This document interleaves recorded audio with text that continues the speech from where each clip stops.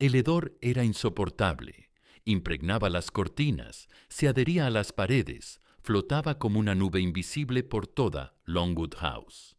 Los médicos británicos intentaron contener las náuseas mientras examinaban el cadáver hinchado que yacía sobre la mesa de madera. Su estómago, al ser abierto, reveló una masa negra y putrefacta, perforada por úlceras del tamaño de monedas. La carne se desintegraba al tacto, como si hubiera sido devorada desde adentro por un ácido corrosivo. Dicen que el cuerpo no miente, y el de Napoleón Bonaparte contaba una historia de agonía que ningún boletín médico se atrevió a publicar. Aquel hombre que había hecho temblar a Europa entera, que había rediseñado fronteras con el filo de su espada, que se había coronado emperador a sí mismo, desafiando a papas y reyes, yacía ahora como un despojo hinchado y maloliente. Ya no era el pequeño cabo, ya no era el emperador de los franceses, solo era carne podrida esperando sepultura. El 5 de mayo de 1821, en esa roca volcánica perdida en el Atlántico Sur que se llamaba Santa Elena, había muerto el último conquistador de Occidente. Pero su muerte no fue la de un guerrero caído en batalla. Fue la de un prisionero que se pudrió lentamente, día tras día, mientras su propio cuerpo se convertía en su mayor enemigo. Los soldados británicos que vigilaban su tumba sin nombre susurraban que se escuchaban gemidos bajo la tierra. Pero no eran los lamentos de un espíritu atormentado, era el eco de 6 años de agonía. 6 años en los que el hombre más poderoso del mundo aprendió que ni todas las coronas juntas pueden proteger a un cuerpo de su propia destrucción. Esta es la historia de cómo un emperador se convirtió en cadáver, no en las páginas gloriosas de los libros de historia, sino en la realidad cruda y fétida de una habitación donde la muerte llegó gota a gota, vómito a vómito, úlcera a úlcera. Para entender cómo llegó hasta ahí, hay que volver a los días en que aún creía que el destino le pertenecía. Napoleón Bonaparte nació el 15 de agosto de 1769 en Ajaccio, Córcega, cuando la isla acababa de ser vendida por Génova a Francia, como si fuera ganado. Su padre, Charles Bonaparte, era un abogado de ambiciones modestas que se adaptó rápidamente al nuevo poder francés. Su madre, Letizia Ramolino, una mujer de hierro que paría hijos como quien siembra para la guerra. Desde pequeño, Napoleón mostró signos de lo que más tarde lo definiría: una ambición voraz y una salud frágil que contrastaba con su voluntad férrea. A los 9 años fue enviado a la escuela militar de Brienne, donde los nobles franceses se burlaban de su acento corso y su apellido impronunciable. Aprendió a compensar las humillaciones con victorias académicas, pero también comenzó a manifestar los primeros síntomas de la enfermedad que lo acompañaría toda la vida: dolores abdominales inexplicables, erupciones en la piel y episodios de fiebre que los médicos atribuían a temperamento sanguíneo. En aquellos años de formación, entre los pasillos húmedos de Brienne y más tarde en la École Militaire de París, el joven corso desarrolló 2 obsesiones que lo definirían: el poder como forma de venganza contra la humillación y un desprecio absoluto por los límites que otros consideraban naturales. Su cuerpo menudo y enfermizo ocultaba una mente que ya diseñaba mapas de conquista, que ya soñaba con coronas que aún no existían. Cuando estalló la Revolución Francesa en 1789, Napoleón tenía 20 años y el presentimiento de que el mundo viejo estaba muriendo para dar paso a algo más grande. Lo que no sabía era que él mismo se convertiría en el arquitecto de esa grandeza. Y en su primera víctima. La carrera meteórica comenzó en los campos de batalla de Italia, donde un joven general de artillería demostró que la guerra podía ser un arte cuando se aplicaba con genio. Victoria tras victoria, Napoleón fue ascendiendo en una Francia que necesitaba héroes, y él estaba dispuesto a fabricarlos con sangre enemiga. En 1799, con apenas 30 años, Protagonizó el golpe de Estado del 18 Brumario que lo convirtió en primer cónsul de Francia. Pero el poder llegó acompañado de síntomas inquietantes. Los médicos que lo atendían después de las campañas notaron lesiones en sus genitales que atribuyeron a las fiebres de campamento. Napoleón les prohibió hablar de ello. El futuro emperador había contraído sífilis en algún prostíbulo de campaña, pero reconocerlo habría sido tanto como admitir que era mortal. El 2 de diciembre de 1804, en la Catedral de Notre Dame, Napoleón tomó la corona de manos del Papa Pío VII y se la colocó él mismo. El simbolismo era claro. No reconocía ninguna autoridad superior a la suya propia. Pero mientras París celebraba la coronación del nuevo emperador, en el silencio de sus aposentos privados, Napoleón vomitaba sangre por primera vez. Los siguientes 10 años fueron de gloria y decadencia simultáneas. Mientras el imperio francés se extendía desde Madrid hasta Moscú, el cuerpo del emperador se deterioraba en proporción directa a sus conquistas. Austerlitz, Jena, Wagram. Cada victoria militar era también una derrota personal contra la enfermedad que carcomía sus entrañas. Su médico personal, Jean-Nicolas Corvisart, llevaba un registro secreto de síntomas que, leído hoy, parece el diario de una lenta agonía. SNM sufre de dolores abdominales persistentes, evacuaciones sanguinolentas, erupciones que no responden a tratamiento. Los episodios de irritabilidad extrema se alternan con periodos de letargo preocupante. Pero Corvisart sabía que su cabeza dependía de mantener en secreto la fragilidad del hombre que había conquistado Europa. Las campañas se volvieron más brutales a medida que Napoleón intentaba compensar con violencia la debilidad que sentía crecer en su interior. En España, autorizó masacres que horrorizaron incluso a sus propios generales. En Rusia, empujó a su ejército hacia el corazón del invierno como si pudiera vencer al frío con pura fuerza de voluntad. 500.000 de hombres murieron en la retirada de Moscú, pero el emperador estaba demasiado enfermo para sentir el peso de las pérdidas. Durante la campaña rusa de 1812, los síntomas se agravaron. Napoleón sufría dolores tan intensos que a veces no podía montar a caballo. Sus ayudantes de campo aprendieron a reconocer las señales. Cuando el emperador se llevaba la mano al estómago y palidecía, había que buscar un lugar donde pudiera vomitar en privado. El hombre que había humillado a emperadores y reyes no podía controlar las funciones más básicas de su propio cuerpo. Su esposa, Marie-Louise de Austria, fue testigo involuntaria del declive. En las noches de Versalles, cuando creía que nadie lo veía, Napoleón se doblaba de dolor y gemía como un niño. Ella aprendió a fingir que dormía mientras su esposo paseaba por la habitación, presionándose el vientre con ambas manos. El emperador de Europa se convertía, en la intimidad, en un enfermo que buscaba alivio para dolores que ningún médico sabía curar. El principio del fin llegó con Leipzig en 1813, la Batalla de las Naciones, donde una coalición de toda Europa derrotó finalmente al emperador. Pero la verdadera derrota no fue militar, fue física. Durante la batalla, Napoleón sufrió un colapso tan severo que tuvo que ser retirado del campo en camilla. Sus generales dijeron que era agotamiento. La verdad era que el cáncer había comenzado a devorarle el estómago.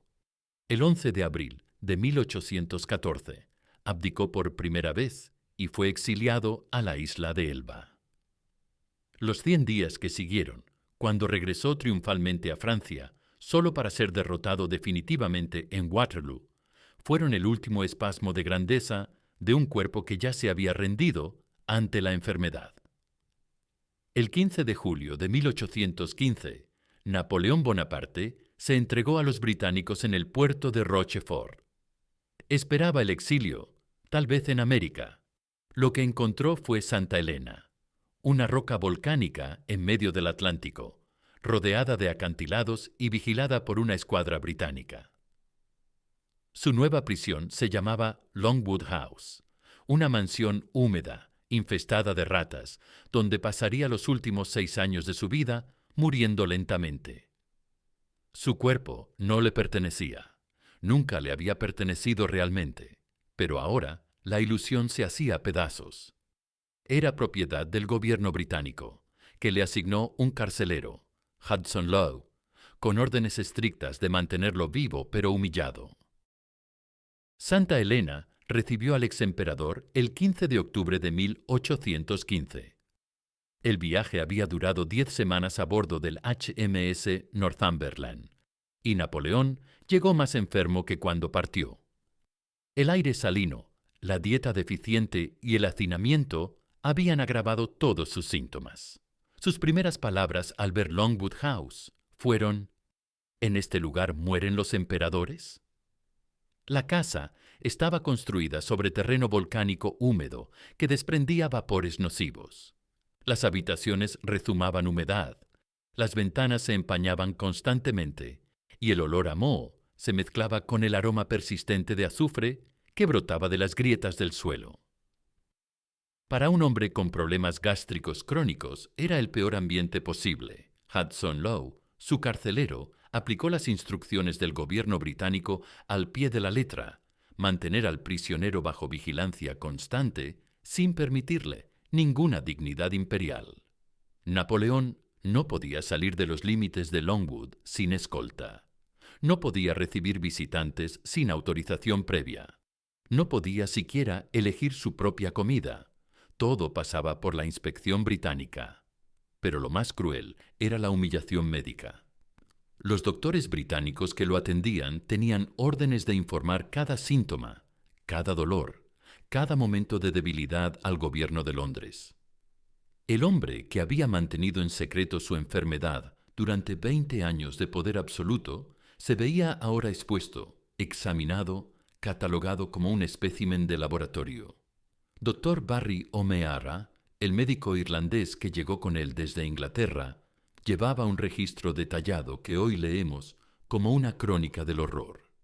El paciente presenta dolor epigástrico constante que se agrava después de las comidas, vómitos frecuentes, a menudo con sangre, hinchazón abdominal progresiva, pérdida de peso alarmante, estados febriles sin causa aparente, episodios de delirio nocturno. Los tratamientos médicos de la época más bien aceleraban su destrucción. Los médicos británicos le aplicaban sangrías regulares con sanguijuelas, le administraban dosis masivas de mercurio para purificar la sangre, y lo purgaban constantemente con eméticos que lo dejaban deshidratado y débil. Cada cura lo mataba un poco más. Las noches eran el peor momento. En la soledad fétida de su habitación, Napoleón deliraba hablando con fantasmas del pasado. Sus sirvientes leales, Marchand, Montholon, Bertrand, se turnaban para vigilarlo, limpiar sus vómitos y cambiar las sábanas empapadas en sudor frío. El emperador de Europa había quedado reducido a un enfermo que necesitaba ayuda para ir al baño. Durante 1816 y 1817 desarrolló una obsesión paranoica con el envenenamiento. Sospechaba que los británicos añadían arsénico a su comida para matarlo lentamente. No estaba completamente equivocado. Análisis posteriores de sus cabellos revelarían niveles de arsénico hasta 20 veces superiores a lo normal. Pero no era una conspiración. Era la pintura verde que cubría las paredes de Longwood House, elaborada con arseniato de cobre que se desprendía con la humedad. Respiraba veneno, comía veneno, dormía rodeado de veneno. Y mientras su cuerpo se intoxicaba gota a gota, su mente se refugiaba en recuerdos de batallas ganadas y coronas perdidas. En 1820, el deterioro se aceleró de manera dramática.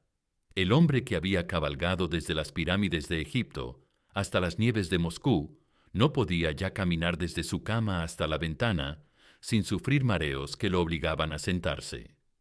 Su abdomen se hinchó tanto que parecía embarazado de su propia muerte.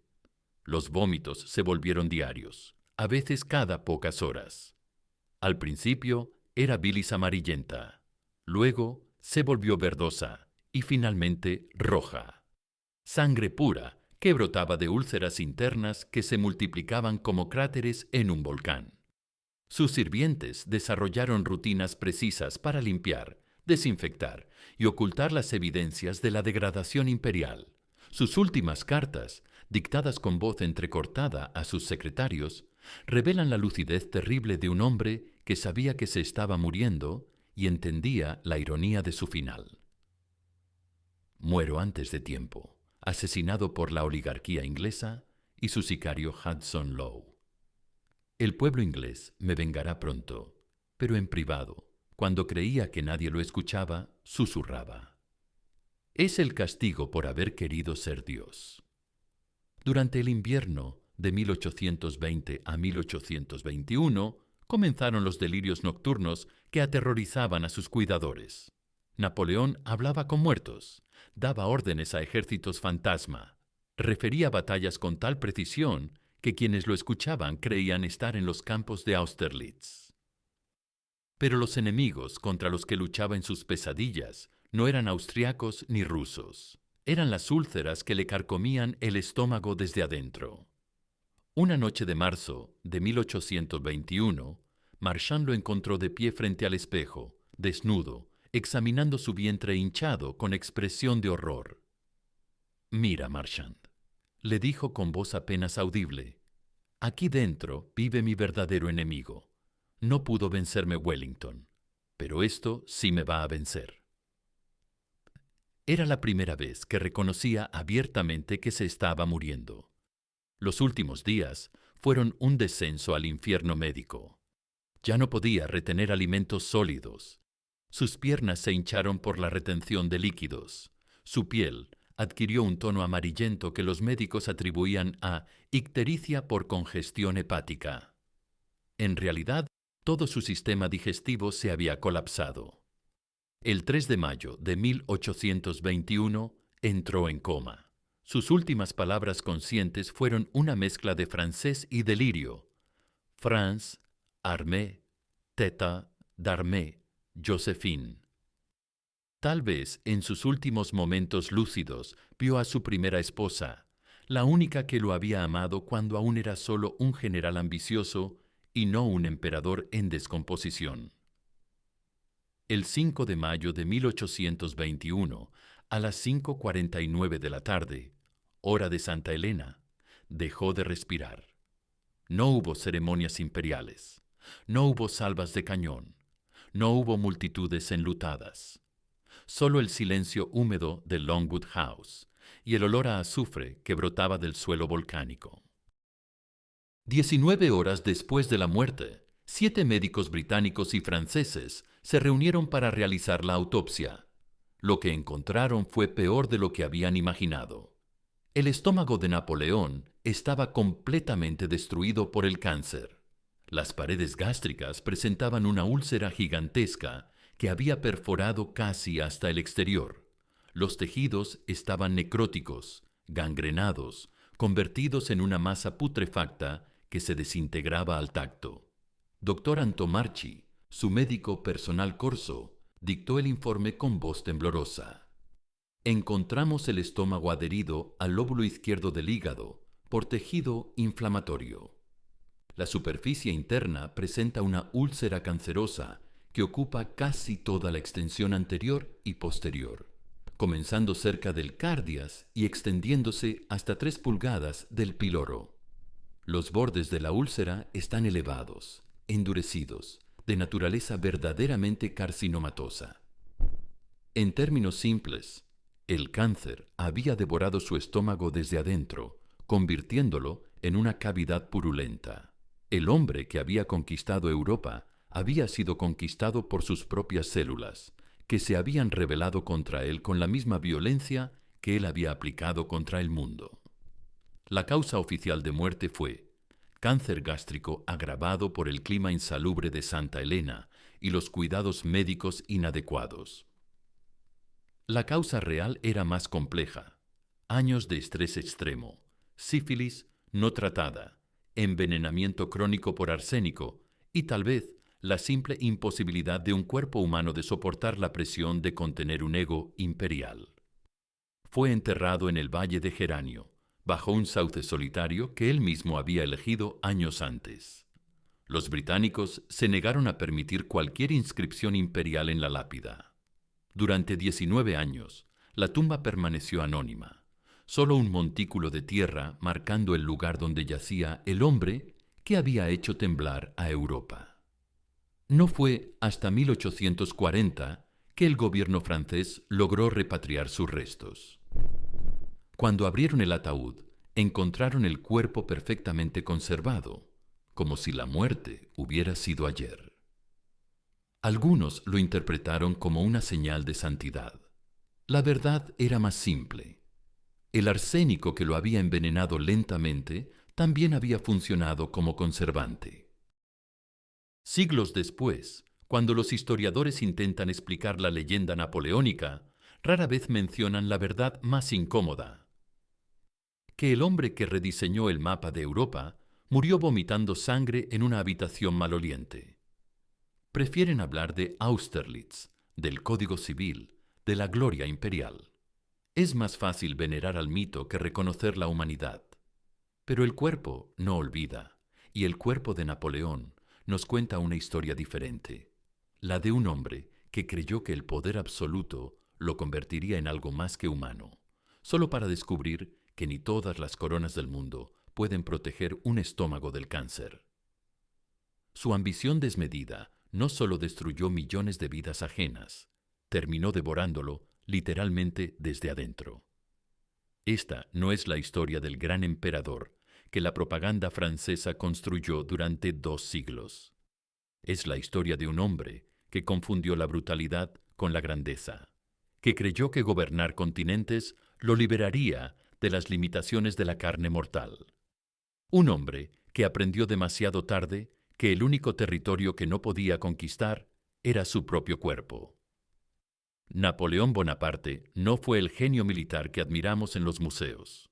No fue el reformador ilustrado que celebran los historiadores. Fue un corso ambicioso que se coronó emperador para vengarse de las humillaciones de su juventud, que construyó un imperio sobre millones de cadáveres y que terminó pudriéndose en una isla volcánica, vencido por la única guerra que importa, la que cada ser humano libra contra su propia mortalidad. Y aún hoy, cuando vemos a líderes que se creen invencibles, que confunden el poder con la inmortalidad, que construyen imperios sobre el sufrimiento ajeno, deberíamos recordar el olor insoportable que impregnaba las paredes de Longwood House. Porque al final todos los tiranos terminan igual, solos, enfermos y descubriendo que la única ley inquebrantable es la que rige la descomposición de la carne.